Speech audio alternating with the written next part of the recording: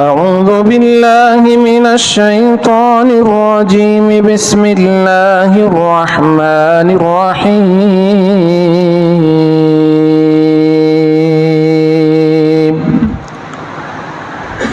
إن أول بيت وضع للناس الذي ببكة مباركا وهدى للعالمين.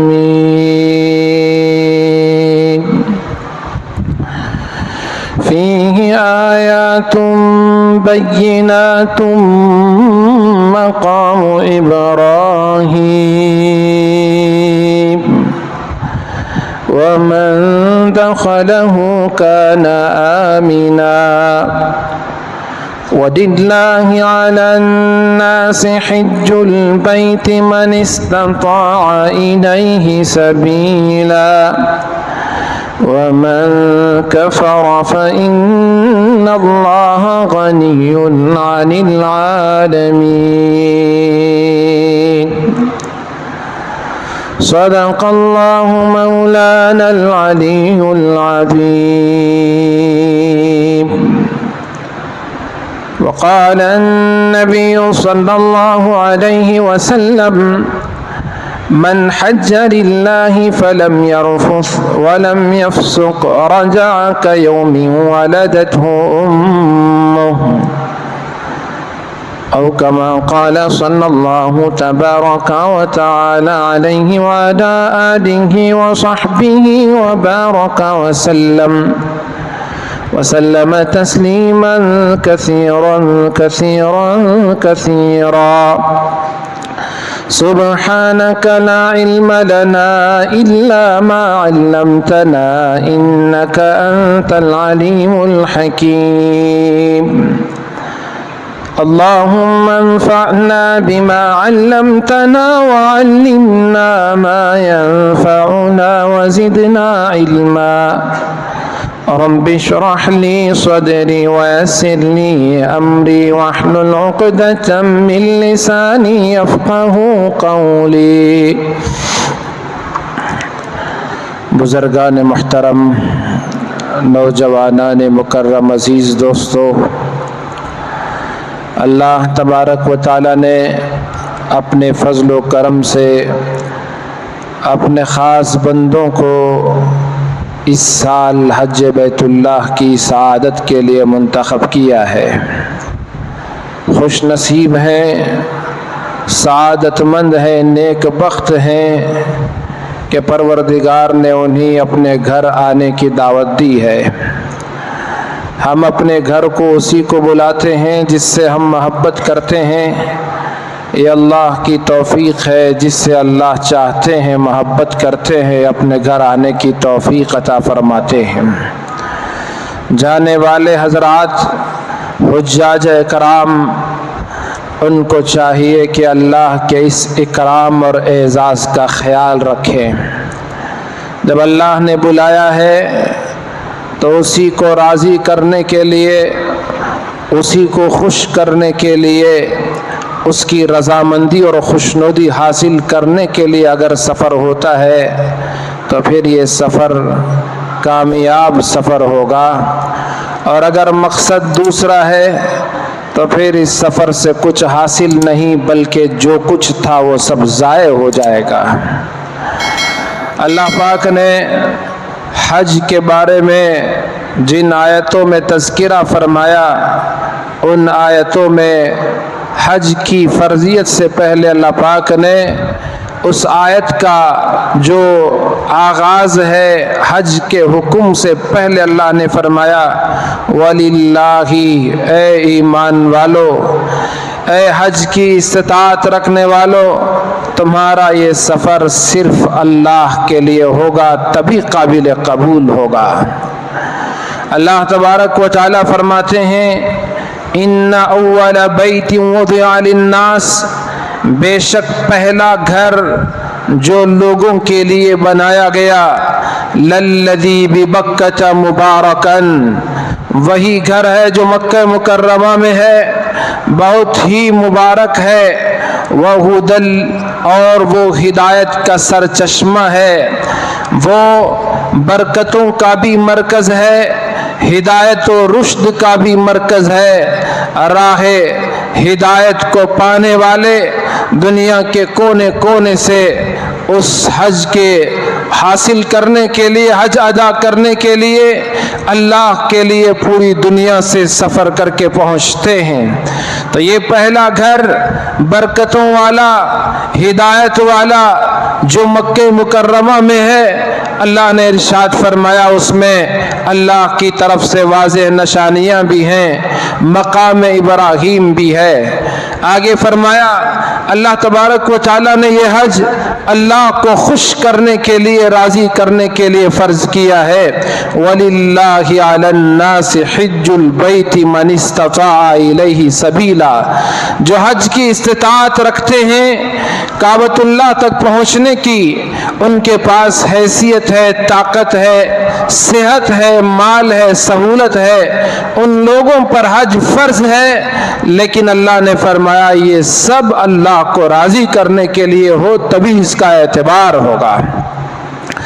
تو یہ حج سال میں ایک مرتبہ ایک ہی مقام پر ایک ہی مخصوص وقت میں تمام لوگوں کا حج ادا ہوتا ہے۔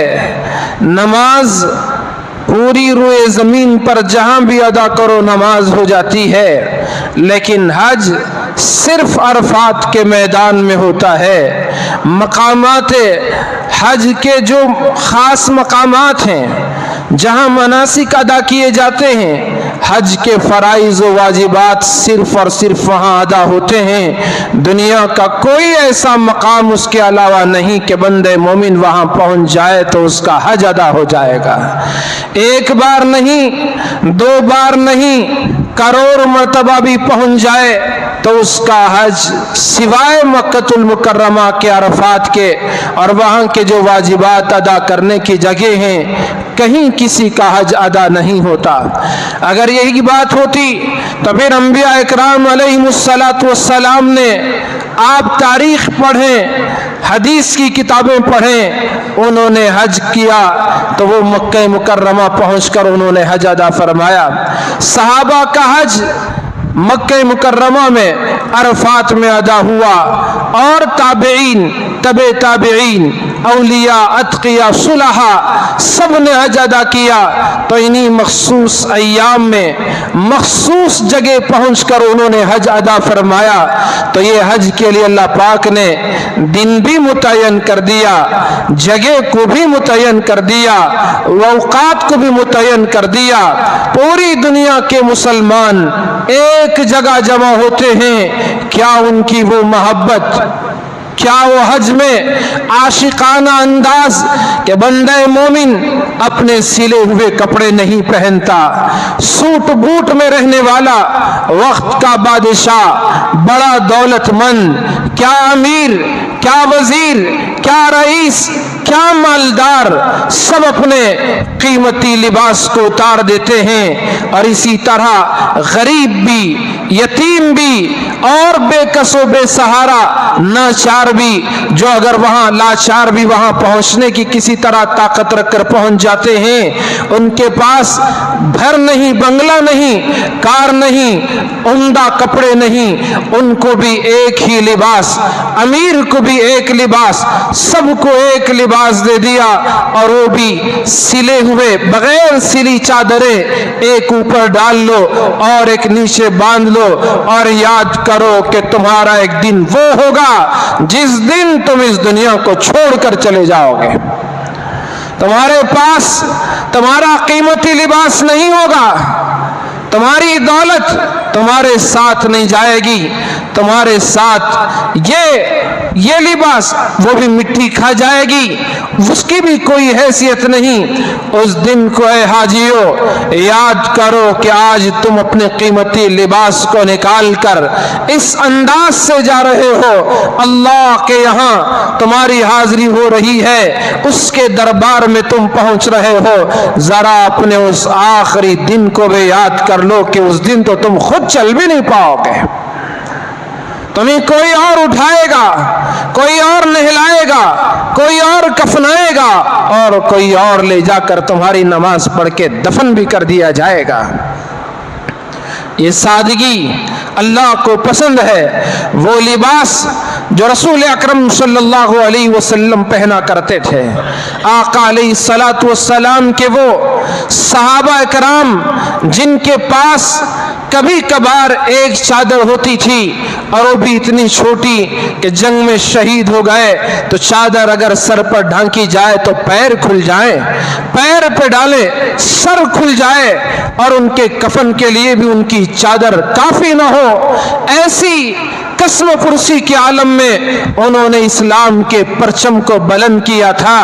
تو اللہ تبارک و تعالی تمام مسلمانوں پر احرام کے یہ کپڑے، بغیر سلی ہوئی چادریں جو حج کو جاتے ہیں، ان کا یہ لباس بنا کر پیغام ہے، انسانوں تم کتنے بھی امیر کیوں نہ ہو، خدا کے دربار میں آئے تو سب فقیر ہو، تم سب وانتم الفقراء، تم سب فقیر ہو، واللہ هو الغنی، غنی بے نیاز، سب کا مالک و خالق ایک اکیلا اللہ ہے۔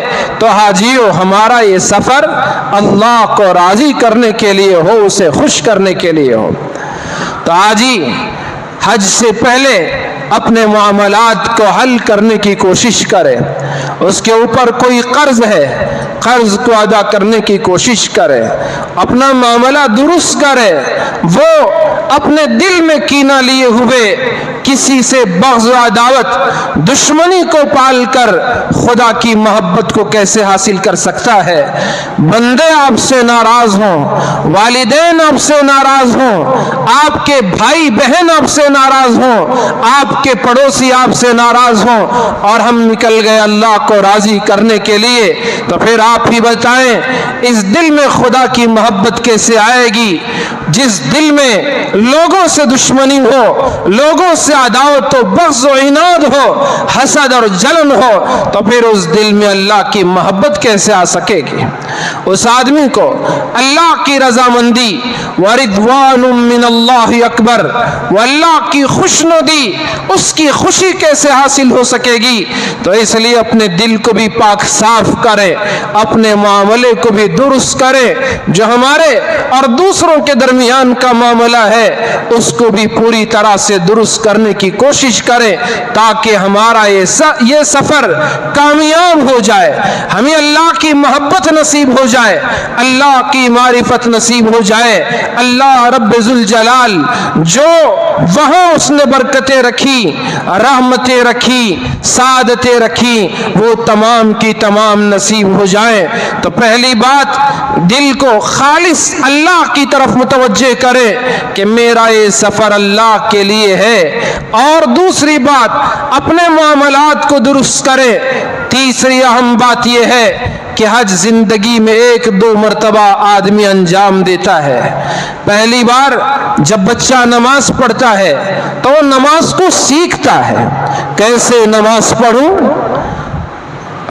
رکعت کیسے باندھی جائے، تکبیر تحریمہ کیا پڑھی جائے، ثنا کیسے پڑھی جائے، قیام کیا ہو، قرات کیا ہو، رکوع کیا ہو، سجدے کیسے، جلسہ کیا، قاعدہ کیا، بار بار سیکھنے پر آدمی نماز پڑھ سکتا ہے، بچہ نماز پڑھنے کے قابل بنتا ہے۔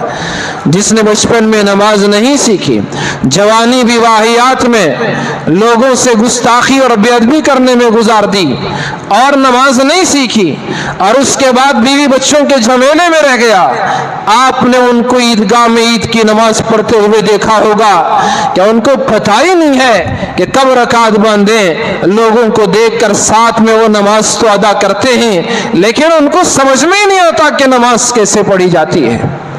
جب نماز جیسا عمل روزانہ 5 مرتبہ ادا کیے جانے والا عمل، اس میں اگر کوتاہی ہے تو آدمی نماز صحیح ڈھنگ سے نہیں پڑھ سکتا، نہ سیکھے تو ادا نہیں کر سکتا۔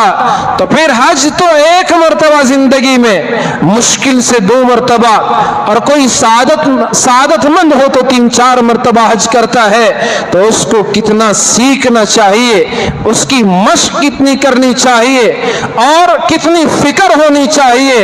آج کیا ہو رہا ہے آج کل کہ لوگوں کو ایک شوق ہے، جنون ہے کہ ہم بھی حاجی کہلائیں، फॉर्म भर दिया। उम्रे के लिए भी यही हाल है, उम्रे के लिए भी लोग निकल रहे हैं, लेकिन उनके अरकान सही अदा नहीं होते। बस उम्रा अदा कर लिया, हज कर लिया। जो अहबाब हज को जाते हैं, वापसी पर वो कहते हैं कि हजरत बहुत से हाजियों का हज हुआ कि नहीं हुआ हमें पता नहीं। वो अरफात के मैदान में ठहरने के बजाय कहीं और रह गए, मुज़दलिफा में पहुंचने के बजाय कहीं और चले गए। और गर्मी की वजह से पिछले साल कई लोगों ने जमरात में रमी में की, वाजिब अदा नहीं किया। आप ही बताएं, तवाफ़े ज़ियारत के लिए मक्के आए, रात को फिर वापस मीना पहुंचना है, मक्के ही में ठहर गए, अजीज़ी अपने कमरे में पहुंच गए, वहीं क़ियाम कर लिया और आके समझ गए कि हमारा हज अदा हो गया। इतने रुपये खर्च करने के बाद, अपना कारोबार छोड़कर जाने के बाद, मेहनत और मशक्क़त, जिस्म की थकन, सब कुछ होने के बाद भी अगर हज सही अदा ना हो तो इससे बड़ी महरूमी की क्या बात हो सकती है।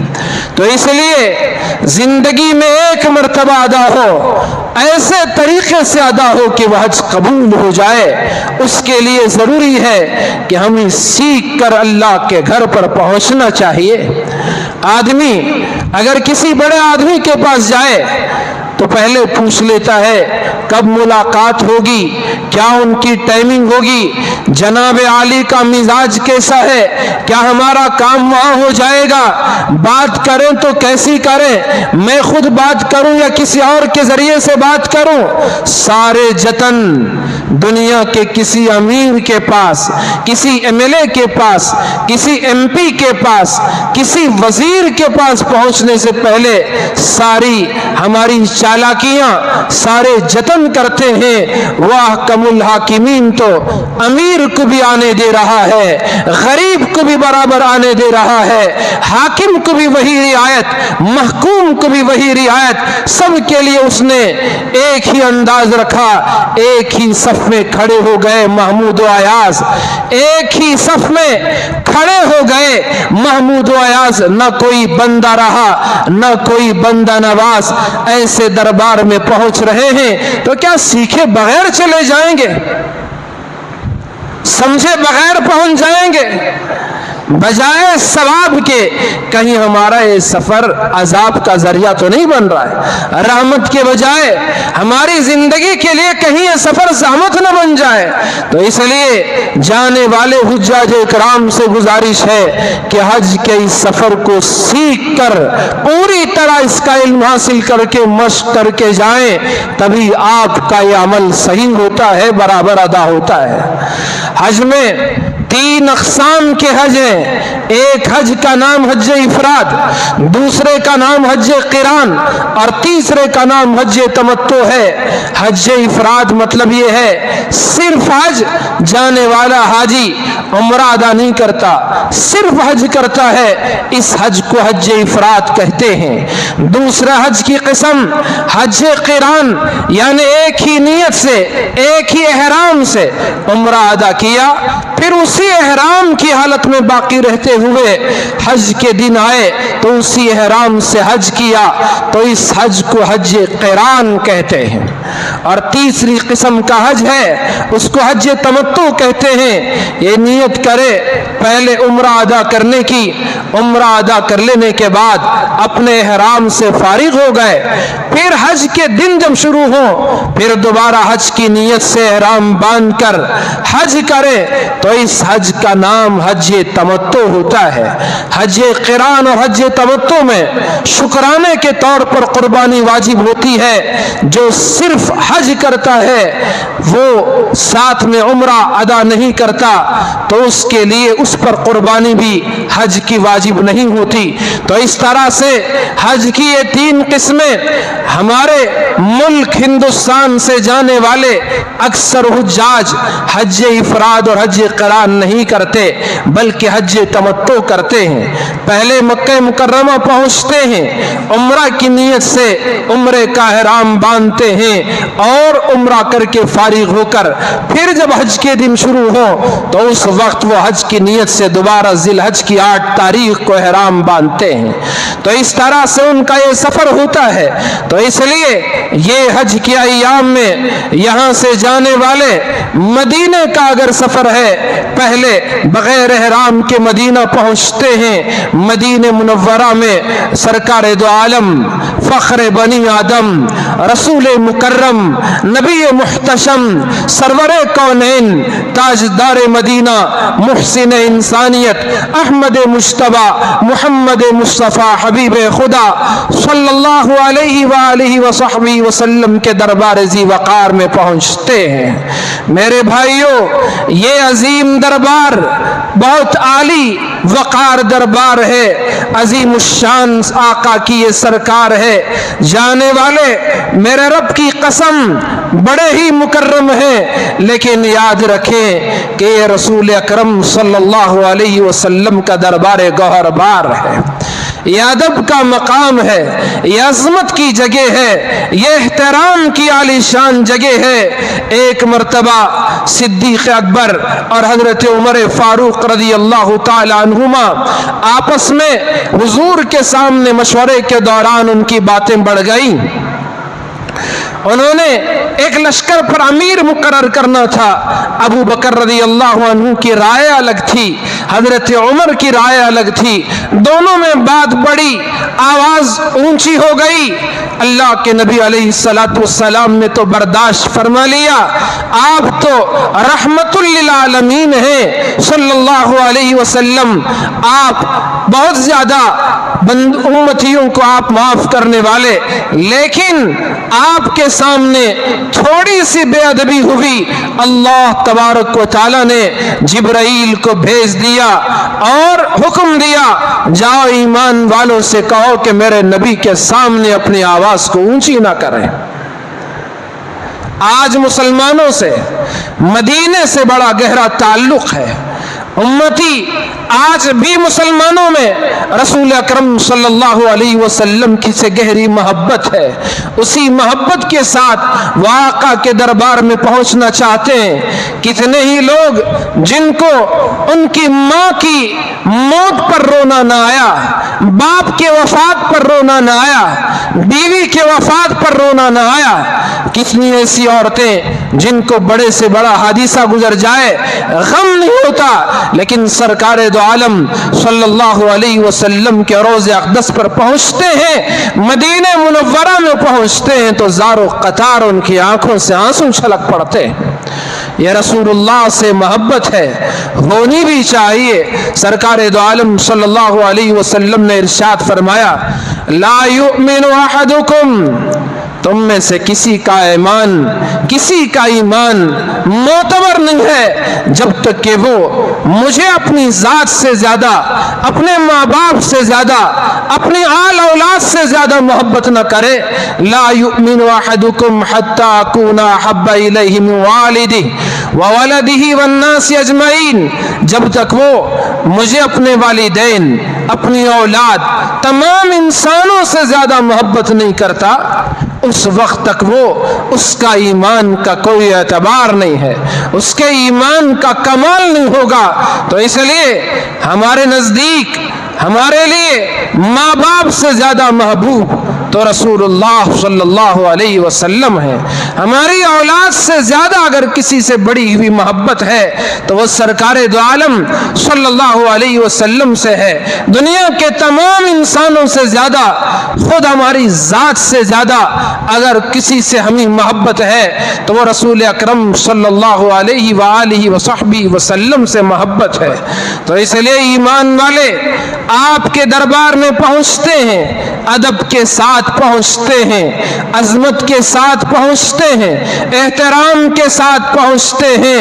اللہ نے جبرائیل کو بھیج کر فرمایا، یا ایھا الذین آمنوا لا ترفعوا اصواتکم فوق صوت النبی، اے ایمان والو اپنی آواز کو نبی کی آواز کے سامنے بلند نہ کرو۔ کیا اللہ کا حکم ہے، کیا اس کا پیغام ہے؟ اے مومنو، اپنی آواز نبی کی آواز سے اونچی نہ کرو۔ یا ایھا الذین آمنوا لا ترفعوا اصواتکم فوق صوت النبی ولا تجہروا له بالقول كجهر بعضکم لبعض ان تحبط اعمالکم وانتم لا تشعرون۔ آپس میں جیسے تم ایک دوسرے سے بات کرتے ہو وہ انداز میرے نبی کے ساتھ اختیار نہ کرو، کہیں ایسا نہ ہو تمہاری نیکیاں ضائع ہو جائیں۔ تمہارے پاس اعمال کا ذخیرہ ہوگا، نیکیوں کا ذخیرہ ہوگا، تمہاری بڑی بڑی عبادتیں ہوں گی، تم نے نمازیں پڑھی ہوگی، تہجد میں قیام کیا ہوگا، ہر سال کے تمہارے پاس روزے ہوں گے، تم نے صدقہ و خیرات دے کر کئی لوگوں کے گھر کو تم نے بسا دیا ہوگا، یہ تمہارے اعمال ضائع ہو جائیں گے اگر میرے محبوب کے دربار میں تھوڑی سی آواز بھی بلند کر لی۔ اتنی عظمت کی جگہ، اتنے احترام کا وہ مقام ہے، تو اس لیے جانے والوں کو چاہیے کہ مدینے کی عظمت کا خیال کریں، رسول اکرم صلی اللہ علیہ وسلم کے دربار ذی وقار کی عظمت کا خیال کریں۔ مدینہ منورہ میں رسول اکرم صلی اللہ علیہ وسلم کے دربار میں جب حاضر ہوتے ہیں، اللہ کے نبی علیہ السلام کے پاس اللہ کی طرف سے ہم یہاں بیٹھ کر درود پڑھتے ہیں، فرشتے مقرر ہیں، فوراً ہمارا درود رسول اکرم صلی اللہ علیہ وسلم کے دربار میں پیش ہوتا ہے۔ اللہم صلی علی سیدنا محمد وعلی آل سیدنا محمد وبارک وسلم۔ ہمارا یہ درود فرشتے نام لے کر کہ فلاں کے بیٹے فلاں نے اے اللہ کے حبیب صلی اللہ علیہ وسلم آپ پر درود بھیجا ہے، اور جو آپ کے دربار میں پہنچ کر درود پڑھتا ہے، آپ کے سامنے کھڑے ہو کر درود کا نذرانہ پڑھتا ہے، آپ کو سلام عرض کرتا ہے۔ حدیث میں آیا رسول اکرم صلی اللہ علیہ وآلہ وصحبہ وسلم اس کے سلام کو سنتے ہیں اور اس سلام کا جواب بھی عنایت فرماتے ہیں۔ اس سے بڑی سعادت کی کیا بات ہو سکتی ہے؟ کتنی خوش نصیبی کی بات ہے کہ ہمارا سلام سرکار دو عالم صلی اللہ علیہ وسلم سماعت فرمائے اور ہمارے سلام کا جواب عنایت فرمائے۔ حضرت ابن عباس رضی اللہ تعالیٰ عنہ فرماتے ہیں، ایک دیہاتی رسول اکرم صلی اللہ علیہ وسلم کے دربار ذی وقار میں پہنچا، آپ کے روز اقدس پر حاضری دی اور وہ زار و قطار رو رہا تھا، اور اس نے قرآن پاک کی آیت کی تلاوت کی، وَلَوْ أَنَّهُمْ إِذْ ظَلَمُوا أَنفُسَهُمْ جَاءُوكَ فَاسْتَغْفَرُوا اللَّهَ وَاسْتَغْفَرَ لَهُمُ الرَّسُولُ لَوَجَدُوا اللَّهَ تَوَّابًا رَحِيمًا۔ اگر میرے محبوب یہ لوگ آپ کے پاس آئیں اور حالانکہ انہوں نے اپنی جانوں پر گناہ کر کے ظلم کیا ہو، گنہگار آپ کے پاس آئیں، خود بھی وہ توبہ استغفار کریں، آپ بھی ان کے لیے توبہ استغفار کر دیں، تو اللہ کو آپ ان کی توبہ قبول کرنے والا پائیں گے۔ اور اللہ پاک تو رحیم ہیں، لَوَجَدُوا اللَّهَ تَوَّابًا رَحِيمًا۔ آپ اس آیت پر غور کریں، اللہ یہ فرما رہے ہیں کہ میرے بندے گناہ کرنے کے بعد آپ کے پاس پہنچیں، خود بھی استغفار کریں، توبہ کریں، اور آپ بھی ان کے لیے توبہ کر دیں، تو اللہ تبارک و تعالیٰ ان کی توبہ کو قبول کر لے گا، ان کے گناہوں کو معاف کر دے گا، ان کی مغفرت کا، ان کی بخشش کا اعلان ہو جائے گا۔ تو آپ اندازہ لگائیں، رسول اکرم صلی اللہ علیہ وسلم کے دربار گوہر بار میں پہنچ کر بندہ مومن اپنے گناہ کا اظہار کر کے حضور عالی وقار سے درخواست کرتا ہے، یا رسول اللہ میرے لیے استغفار کر دیجئے۔ سرکار دو عالم اس امتی کی گزارش کو، سفارش کو قبول فرما کر اللہ سے استغفار فرما دیں، تو پھر اس بندے کے گناہوں سے معافی میں کس کا کیا کوئی شک باقی رہ جائے گا؟ कितनी खुश नसीबी की बात है। तो ये कि قریے کا دیہات کا رہنے والا حضور رسول کریم کے روز اقدس پر یہ آیت بار بار پڑھ رہا تھا، وَلَوْ أَنَّهُمْ إِذْ ظَلَمُوا أَنفُسَهُمْ جَاءُوكَ فَاسْتَغْفَرُوا اللَّهَ وَاسْتَغْفَرَ لَهُمُ الرَّسُولُ لَوَجَدُوا اللَّهَ تَوَّابًا رَحِيمًا۔ میرے محبوب، یہ لوگ اپنی جانوں پر ظلم کرنے کے باوجود آپ کے دربار میں پہنچے، استغفار کریں خود بھی اور آپ بھی ان کے حق میں استغفار کریں، مغفرت کی دعا کریں، اللہ ان کی توبہ کو قبول کر لے گا۔ بار بار یہ آیت پڑھ رہا تھا، رو رہا تھا، پڑھتا جاتا، بار بار رو رہا تھا، زار و قطار روتے روتے روتے جب وہ تھک گیا اور وہاں سے چلا گیا، حضرت عبداللہ ابن عباس فرماتے ہیں مجھے نیند آئی، خواب میں نے رسول اکرم صلی اللہ علیہ وسلم کی زیارت کی، آپ نے مجھ سے کہا جاؤ میرے اس دیہاتی امتی کو خوشخبری سنا دو کہ اللہ نے اس کی مغفرت فرما دی ہے، گناہوں سے بخشش کا ذریعہ، اپنی پچھلی تمام گناہوں سے پاک و صاف ہونے کا ذریعہ رسول اکرم صلی اللہ علیہ وسلم کا دربار عالی وقار ہے۔ جو بھی حج کو جاتا ہے وہ حضور کے دربار میں ضرور پہنچتا ہے، کیونکہ اگر نہیں پہنچتا تو حضور صلی اللہ علیہ وسلم نے ارشاد فرمایا من حج فلم یزرنی فقد جفانی، جس نے حج کیا اور میری زیارت نہ کی، میرے دربار میں حاضری نہ دی، تو اس نے میرے ساتھ ظلم کیا ہے۔ کون امتی چاہے گا کہ آپ پر وہ ظلم کرے، زیادتی کرے، جفا کرے؟ کوئی تو اس کو برداشت نہیں کرتا۔ تو اس لیے تمام کے تمام حجاج مدینہ منورہ پہنچتے ہیں دربار ذی وقار کی حاضری سے مشرف ہونے کے لیے۔ تو میں نے عرض کیا ادب کا مقام عظمت کی جگہ ہے، اپنی آواز، اپنے الفاظ، ہر چیز پر قابو پانے کی کوشش کرو، مدینے کی کسی چیز پر انگلی نہ اٹھاؤ، وہ رسول اکرم صلی اللہ علیہ وسلم کا شہر ہے، آپ کا یہ مقدس شہر، آپ کی یہ مقدس جگہ۔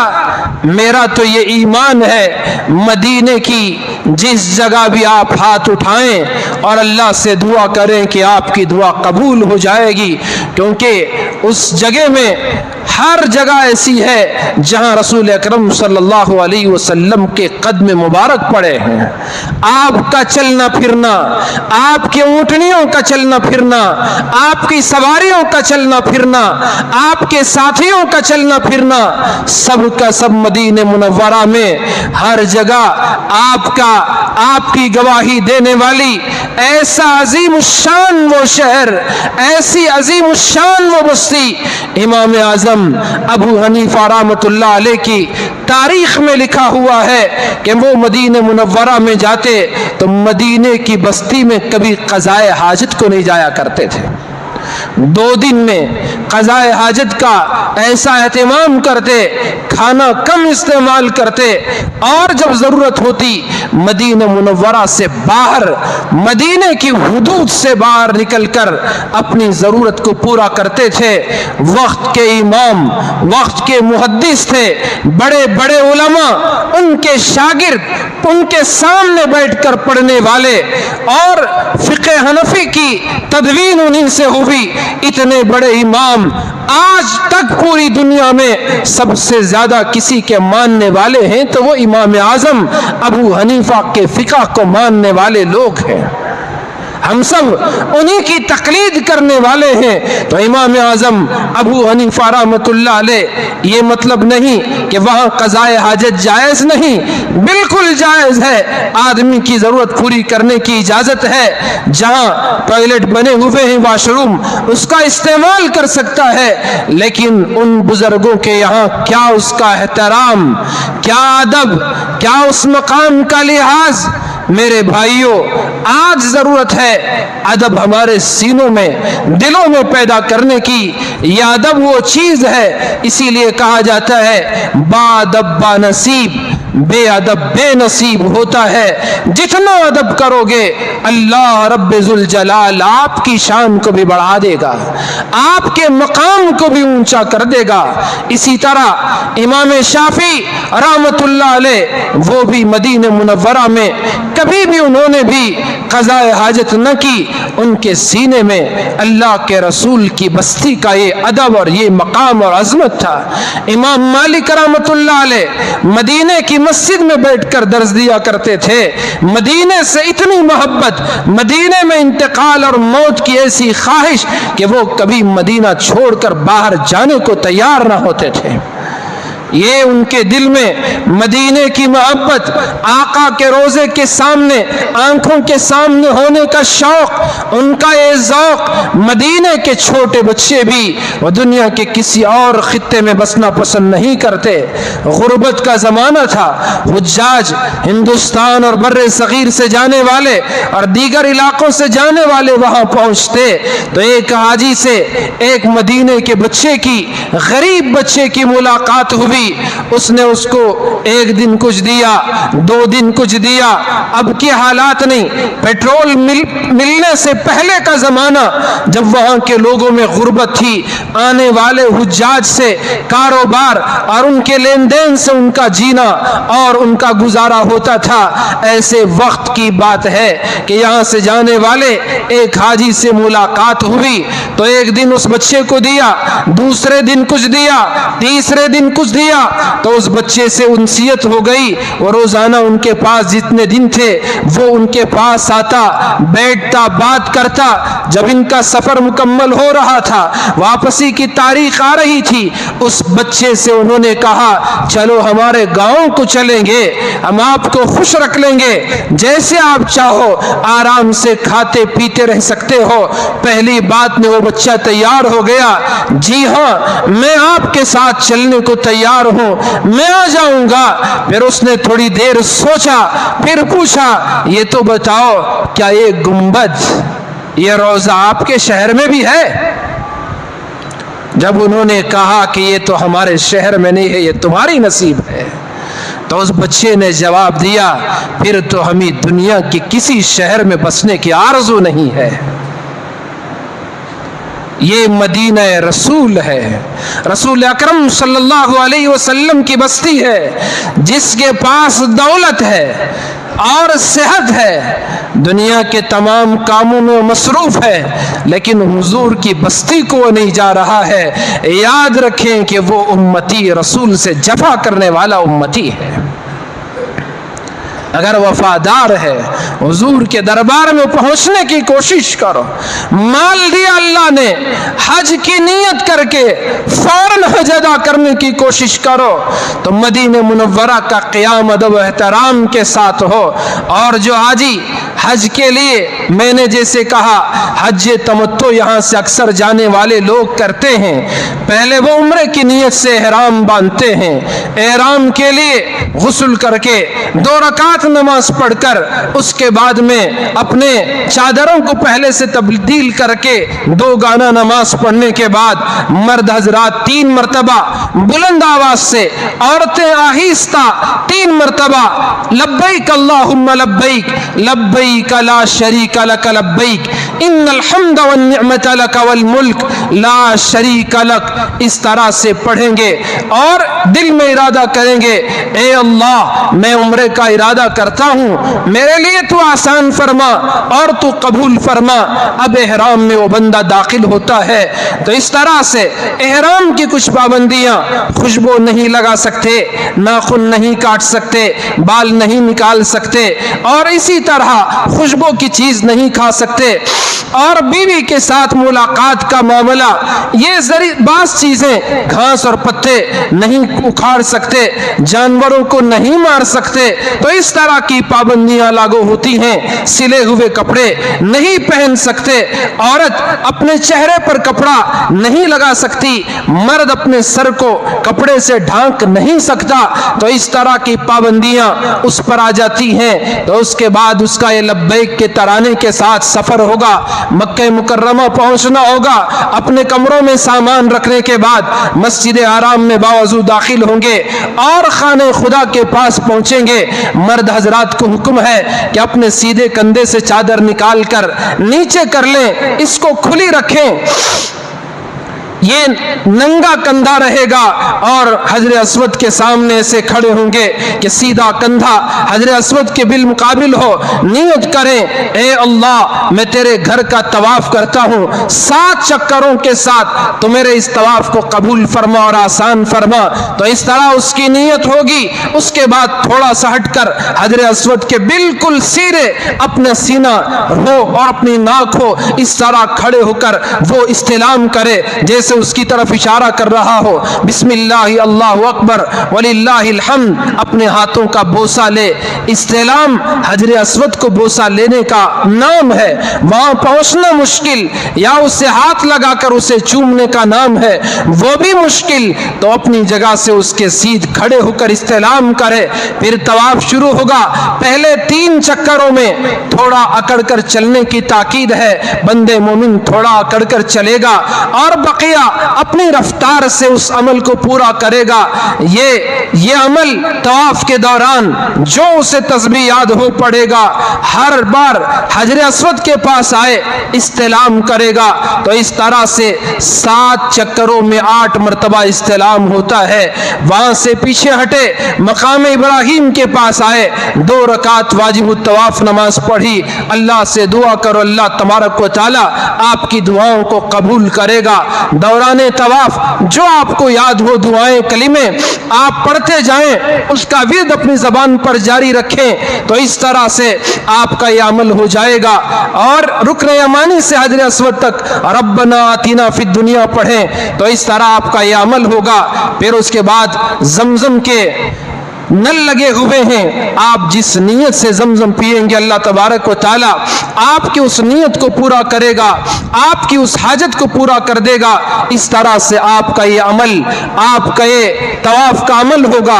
फिर सफ़ा मरवा की सई का अमल होगा। सफ़ा मरवा की सई के लिए भी 1 मरतबा बैतुल्लाह का इस्तिलाम करना होता है। फिर उसके बाद सफ़ा पर जाएंगे, मरवा की तरफ निकलेंगे। सफ़ा मरवा पर जब भी पहुंचे खड़े होकर किबला रुख होकर दुआ करें और फिर सफ़ा मरवा की सई का अमल शुरू करें। अल्लाह से कहें, ए अल्लाह सफ़ा मरवा की सई का इरादा करता हूँ तो आसान फरमा, कबूल फरमा। जबान से कहना भी जरूरी नहीं, दिल की नीयत हो तो वो नीयत और इरादा ही काफी होता है। सफ़ा मरवा की सही होगी, जहां हरे रंग की लाइट लगी हुई है वहां हल्का सा दौड़ लगाने का हुक्म है। अल्लाह को अम्मा हाजिरा की यादा बहुत पसंद है कि उन्होंने अपने बच्चे के लिए पानी के तलाश में, रिस्क के तलाश में कभी सफ़ा पर चढ़ती, वहां से दूर तक देखती कहीं कोई काफिला तो नहीं आ रहा है। फिर वहां से नीचे आती, फिर मरवा की तरफ जाती। जब उनको उनका बच्चा नजर नहीं आता था, चूंकि ढलवान में वो जगह थी जहां आज हरी लाइट लगी हुई है, वो नीचे की जगह थी जहां से बच्चा नजर नहीं आता था, तो उस जगह पर वो उस मां ने दौड़ लगाया था। अल्लाह को यादा पसंद आई कि आने वाले तमाम हुज्जाज और उम्रा करने वाले उस जगह दौड़ लगाकर अम्मा हाजिरा की उस याद को या उस अदा को याद करेंगे, उनकी याद को ताज़ा करेंगे। औरतों को ये हुक्म नहीं है, मर्दों के लिए हुक्म है। फिर मरवा पर पहुंचते हैं, आप दुआ करें, वहां से फिर सफ़ा को आते हैं। सफ़ा मरवा की ये सही का अमल, वो भी 7 चक्कर, मगर इस तरह से नहीं कि सफ़ा से शुरू करे तो फिर सफ़ा पर आकर मुकम्मल हो, ऐसा नहीं है। सफ़ा से अमल शुरू किया, मरवा पर पहुंचे तो आपका ये अमल पूरा होता है। सफ़ा से शुरू होकर मरवा 1 चक्कर, मरवा से सफ़ा दूसरी चक्कर, फिर सफ़ा से मरवा तीसरा, इस तरह से ये 7 चक्कर सफ़ा से शुरू होकर मरवा पर मुकम्मल हो जाते हैं। अल्लाह का शुक्र अदा करें कि अल्लाह हमारी हैसियत नहीं थी, अल्लाह ने बुलाया और उम्रा करने की तौफीक दी। हलक करें या कसर करें, फिर एहराम से बाहर निकल जाएं, सारी पाबंदियां खत्म। हज के महीने की 8 तारीख आएगी, उस वक्त हज का इरादा, तो उस वक्त नियत करें, फिर से गुस्ल, हज के लिए एहराम, 2 रकात नमाज और फिर लब्बैक 3 मरतबा। नियत ये कि اللہ میں حج کا ارادہ کرتا ہوں، مسجد حرام پہنچ کر طواف کریں، 7 مرتبہ صفا مروہ کی سعی کر لیں۔ یہ طواف زیارت جو فرض ہے بعد میں ادا کرنا ہے، اس کے لیے پہلے سے سعی ہے۔ اگر موقع نہ ہو تو پھر سیدھا مینا پہنچ جائیں ذی الحج کی 8 تاریخ کو، وہاں 5 نمازیں ظہر، عصر، مغرب، عشاء اور 9 ذی الحج کی فجر ادا کریں۔ صبح میں آپ وہاں سے عرفات پہنچیں گے، زوال سے پہلے پہنچ کر زوال کے بعد سے سورج غروب ہونے تک دعاؤں کا اہتمام کریں گے۔ اگر وہاں کے امام کے پیچھے نماز پڑھیں، ظہر عصر ملا کر پڑھیں گے، انفرادی پڑھیں گے، ظہر کے وقت میں ظہر اور عصر کے وقت میں عصر کی نماز پڑھیں گے، اور جتنی بھی دیر ہو کھڑے ہو کر جتنا ہو سکتا ہے دعا کریں، اللہ سے معافی مانگیں، استغفار کریں، درود پڑھیں، 4 کلمہ پڑھیں، کلمہ طیبہ، کلمہ شہادت پڑھیں، قرآن پڑھیں۔ خاص طور پر عصر کے بعد کا وقت سورج غروب ہونے تک خوب دعاؤں کا اہتمام کریں۔ آپ کا یہ حج کا دوسرا رکن ہے۔ پہلا فرض نیت کے ساتھ احرام میں داخل ہونا، دوسرا فرض عرفات کے میدان میں پہنچنا، تو یہ دوسرا فرض آپ کا یہ ادا ہو جاتا ہے۔ حدیث میں آیا جب عرفات کے میدان میں بندہ پہنچتا ہے اللہ بندوں کی مغفرت کرتا ہے، شیطان اس منظر کو دیکھ کر اپنے سر پر خاک ڈالتا ہے، میری ساری زندگی کی محنت ضائع ہو گئی، میں نے ان کو گمراہ کیا، میں نے ان سے یہ گناہ کروائے، آج اللہ نے ان سب کو معاف کر دیا ہے۔ تو یہ آپ کی جانے والوں کی سعادت مندی ہے، خوش نصیبی ہے کہ اللہ تبارک و تعالیٰ نے آپ کو عرفات کے میدان میں آنے کی توفیق عطا فرمائی ہے۔ تو اس طرح سے دعاؤں کا اہتمام، سورج غروب ہوگا، مغرب کی نماز پڑھے بغیر مزدلفہ حجاج پہنچتے ہیں، وہاں رات میں قیام ہوتا ہے، اس قیام کے دوران آپ مغرب اور عشاء تو نہیں پڑھی، آپ رات کے کس حصے میں بھی پہنچتے ہیں، ایک اذان دیں گے، پہلے مغرب کی فرض ادا کریں گے، پھر اسی کے ساتھ عشاء کے فرض بھی پڑھ لیں گے، پھر اس کے بعد بالترتیب مغرب کی سنتیں اور عشاء کی سنتیں ادا کریں گے۔ چاہے آپ رات کے 4 بجے پہنچیں، 3 بجے پہنچیں، آپ وہاں اس وقت مغرب کی نماز پڑھیں گے۔ عرفات کے میدان میں مغرب ادا کرنے سے مغرب آپ کی ادا نہیں بلکہ آپ کو مزدلفہ میں جا کر ادا کرنا ہوتا ہے۔ تو اس طرح وہاں کنکریاں ہوتی ہیں، مزدلفہ میں اس کو اکٹھا کر لیں کہ آپ کو مینا میں جمرات کی رمی کرنا ہے۔ 80-82 کنکریاں ہر ایک حاجی اپنے ساتھ رکھ لے، صبح ہوگی تو اول وقت میں آپ فجر کی نماز ادا کریں، پھر آپ وہاں بھی دعاؤں کا اہتمام کریں، یہ واجب ہے حج کا، آپ اسے ادا کریں گے۔ پھر مینا آئیں گے، آپ اس دن پہلے بڑے شیطان کو کنکریاں 7 کنکریاں ماریں گے، بسم اللہ اللہ اکبر رغم للشیطان رضا للرحمن، دعا یاد نہیں، بسم اللہ اللہ اکبر کہہ کر 7 کنکریاں ماریں گے۔ کوئی کسی کا کوئی ایسا غصہ نہیں، اس پتھر کو مارنے کے لیے کوئی چپل پھینک رہا ہے، کوئی بڑا پتھر پھینک رہا ہے، اس غصے کا وہاں اظہار نہیں، غصہ آپ کے دل میں شیطان سے بھرا ہوا ہو اور اللہ کے حکم اور رسول اللہ کے طریقے کے مطابق آپ کنکریاں مار دیں، آپ کا یہ واجب عمل ادا ہو جائے گا۔ صرف ایک جمرہ عقبہ کو آخری شیطان کو کنکریاں ماریں گے اور اس کے بعد مینا کے آپ کے خیمے میں آ جائیں گے، قربانی کا اہتمام کریں گے، قربانی کے عمل سے فارغ ہو گئے تو پھر آپ جو احرام کی چادروں میں ہیں، آپ اس احرام کی چادر سے باہر آئیں گے، حلق بھی کرا سکتے ہیں، آپ سلے ہوئے کپڑے پہن سکتے ہیں، ساری پابندیاں ختم ہو جائیں گی، سوائے ایک پابندی کے کہ بیوی ابھی بھی حلال نہیں ہو سکتی، آپ کو طواف زیارت کرنا ہوگا۔ طواف زیارت حج کا تیسرا فریضہ ہے، اس کے بغیر حج پورا نہیں ہوتا۔ مکہ مکرمہ پہنچے، طواف زیارت فرما لیں، جن لوگوں نے پہلے سے سعی کی ہے ان کے لیے اب سعی نہ ہوگی، جنہوں نے پہلے سعی نہ کی طواف زیارت کے بعد اسی وقت وہ صفا مروہ کی سعی کریں، اس طرح سے آپ کا یہ حج کا عمل مکمل ہوگا۔ پھر آپ مینا کو واپس آئیں گے، مکے میں قیام نہیں کریں گے، دوسرے دن 11 ذی الحج کو مینا میں تینوں جمرات जमरात की रमी करेंगे। पहले छोटे शैतान को कंकरी मार कर थोड़ा सा हटकर अल्लाह के घर की तरफ रुख करके दुआ करेंगे। दूसरे को मारेंगे, थोड़ा सा हटकर खाने खुदा की तरफ, किबले की तरफ रुख करके दुआ करेंगे। तीसरे को कंकरियां मारेंगे, वहां दुआ करना मसनून नहीं है, वहां से आगे निकलकर खीमे में आ जाएंगे। जिलहज की 12 तारीख को इन तीनों जमारात को दोबारा साथ साथ कंकरियां मारेंगे। इस तरह से कंकरियां मारने का अमल होगा। अगर 12 की सूरज गुरूब होने तक आप वहां ठहर गए तो 13 जिलहज को भी इन तीनों जमारात को रमी करना होगा। और अगर उससे पहले आप मक्के की तरफ निकल गए तो फिर 13 जिलहज के कंकरियां मारने की जरूरत नहीं पड़ती।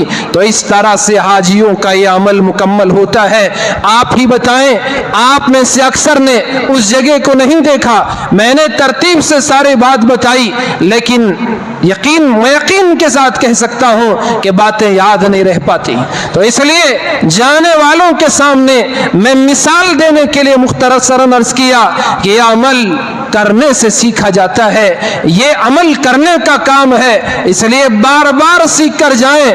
आप दावत करें, बड़ी अच्छी बात है, दुआओं का एहतिमाम करें, बड़ी अच्छी बात है, लेकिन सीखने का जो अमल है उसमें पीछे ना रहें। आप हर काम से फारिग हों, पहले अमल सीखने की, बार बार याद करने की। आपको जब पूरा समझ में आ जाए एक नोट बना लें, मुख्तसर सा आप लिख लें, पहले यह अमल ऐसे, उसके बाद का अमल ऐसे, उसके बाद का यह अमल, तरतीब बना लें ताकि आपको याद रहे, अमल पूरा करने में आसानी रहे। तो इस तरह आप खुद जब नोट बनाएंगे तो फिर आपको थोड़े से, क्योंकि आप सीख कर बना रहे हैं, जान जान कर बना रहे हैं, फर्ज क्या, वाजिब क्या, सुन्नत क्या, और अगर किसी के अमल रह जाए उसकी वजह से कब उस पर सदका लाजिम, कब दम वाजिब, अगर ये जुज़ई मसले हैं तो आप किसी मोतबर आलिम दीन से, वहां हर किसी से पूछते ना फिरें, वो एक बताएगा और एक एक बताएगा, सब इसी तरह आए हुए, सब नौ सीख हैं, तो फिर वो हमारे हज का जनाजा निकाल देंगे। तो इसलिए बेहतर है कि आपको जिनसे एतबार है फोन पर या किसी तरह राब्ता करके आप उनसे मसले मालूम करके आप अपने हज को पूरा फरमाएं। जाने वाले हुज्जाज की खिदमत में मुबारकबाद पेश करता हूँ, गुजारिश करता हूँ कि हमारे इन तमाम मुसल्लियों के हक में दुआ फरमाएं। आपकी एक दुआ हो सकता है कि हमारी किस्मत के बदलने का जरिया बन जाए। और इस मुल्क के लिए दुआ फरमाएं, खास तौर पर फलस्तीन के लिए भी दुआ फरमाएं। और हमारे मुल्क में जो नया वक्फ का कानून मुतारफ करवाया गया है, जिस पर सुप्रीम कोर्ट ने रोक लगाई है, चंद दिन के लिए स्टे लगाया है, आप उसकी मनसूखी के लिए भी दुआएं करें। मेरे भाइयों, उम्मत मुस्लिमा कोशिश कर रही है, वो मुत्तहिद होकर सब मिलकर कोशिश कर रहे हैं कि ये कानून खत्म कर दिया जाए ताकि हमारे मस्जिदों, मदरसे, ईदगाह, कब्रिस्तान, दरगाह और मुसलमानों की प्रॉपर्टियां महफूज रहें। मेरे भाइयों, ये हमारी कोशिश इनफरादी कोशिश नहीं है, ये इज्तिमाई कोशिश है। All India Muslim personal law board के बैनर तले तमाम मुसलमानों की कोशिश है, सबकी काविश है, सबकी मेहनत है। सबको इसमें अपना जाती फरीजा समझकर इसमें शरीक होने की जरूरत है। इसकी कोशिश और जिद्दोजहद, कुछ लोग ये कहते हुए नजर आ रहे हैं हमारे करने से क्या होगा, हमारी कोशिश से क्या होगा। मैं भी कहूंगा हमारी कोशिश से तो कुछ नहीं होगा, लेकिन सारी ताकत का मालिक तो अल्लाह है। क्या हमारा ईमान उस पर नहीं, हमारा यकीन उस पर नहीं? वो जो चाहता है वही होता है, उसने जो चाहा वही हुआ।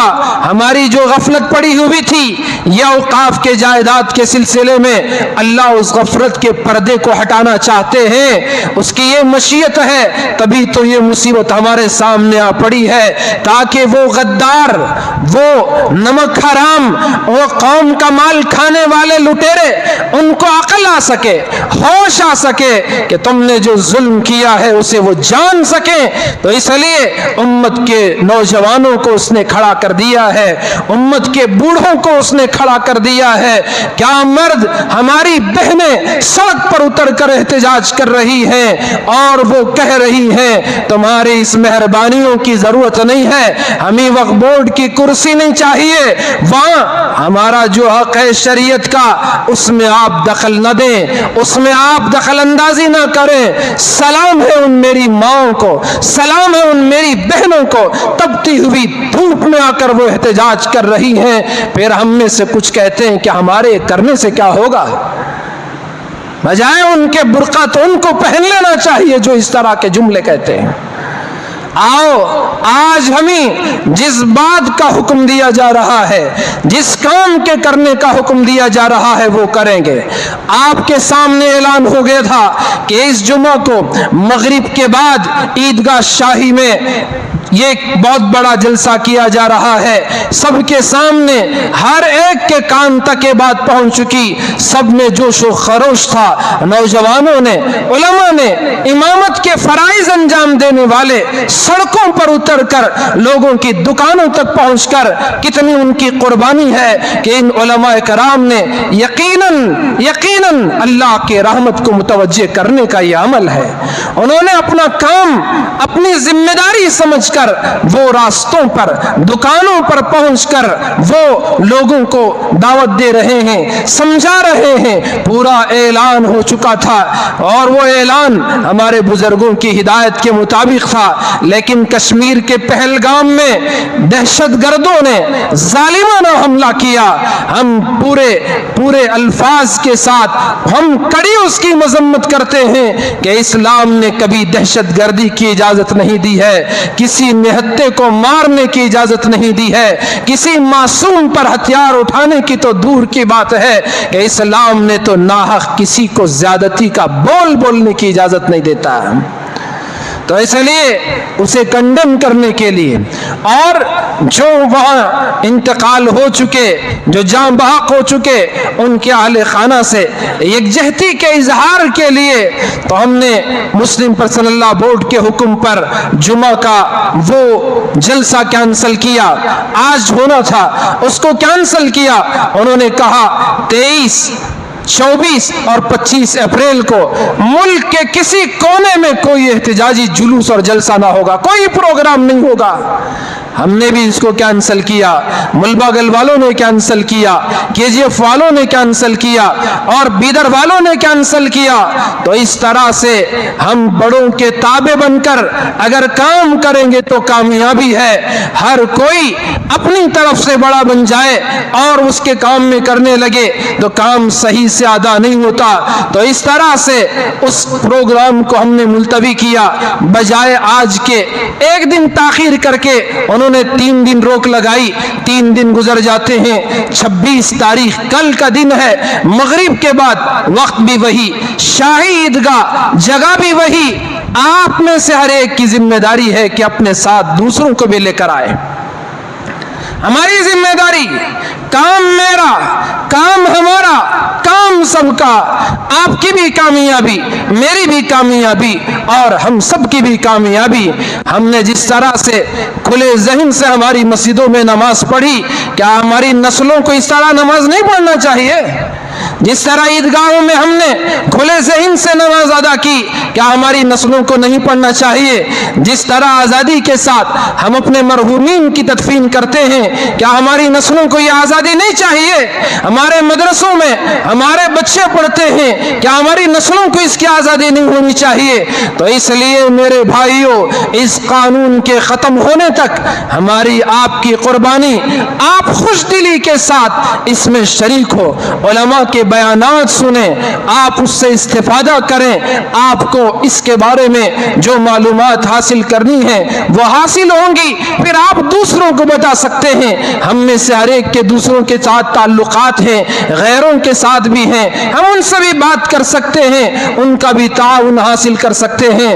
تو اس لیے کل 26 اپریل بروز ہفتہ بعد نماز مغرب ہم سب کو عیدگاہ شاہی میں پہنچ کر ہمیں اپنی بیداری کا ثبوت دینا ہے, یہ پیغام دینا ہے کہ مسلمان سویا ہوا ہرگز نہیں ہے, غفلت کا شکار ہرگز نہیں ہے, بیدار قوم ہے, بیداری کا ثبوت دے گی اور اس میں سب بڑھ چڑھ کر حصہ لیں گے اور بیداری حاصل کرتے ہوئے, آگاہی حاصل کرتے ہوئے اگلے بھی مرحلے ہیں. پہلے اسٹیج پر اس ہفتے میں اس پروگرام میں صرف علماء ہوں گے, صرف علماء کے بیانات ہوں گے تاکہ ہماری قوم میں بیداری آئے. اگلے مرحلے میں وہ سیاسی قائدین, امائی دین, وہ بھی علماء کے ساتھ ہوں گے, ان کے بھی بیانات ہوں گے, خطابات ہوں گے. تو یہ مرحلہ وار ہمارا یہ کام چل رہا ہے. براہ کرم اس نازک وقت میں ہماری اس ترکیب کو, نزاکت کو سمجھنے کی کوشش کریں تو اس سے بڑا فائدہ ہوگا, انشاءاللہ بڑا فائدہ ہوگا. امت ایک پلیٹ فارم پر زمانے کے بعد آ رہی ہے, سب اپنے اختلافات بھلا کر بغل گیر ہو رہے ہیں, سب کو دل بڑا کر کے ایک دوسرے کا ساتھ دے کر آگے بڑھنے کی ضرورت ہے. اللہ تبارک و تعالی ہمیں سمجھنے کی توفیق عطا فرمائے. اللہ تبارک و تعالی ہم تمام کو اس وقت اس نزاکت کے اس نازک موڑ پر ثابت قدمی کے ساتھ اس کام کو آگے بڑھانے کی ہم سب کو توفیق عطا فرمائے. آمین ثم آمین. وآخر دعوانا الحمد للہ رب العالمین.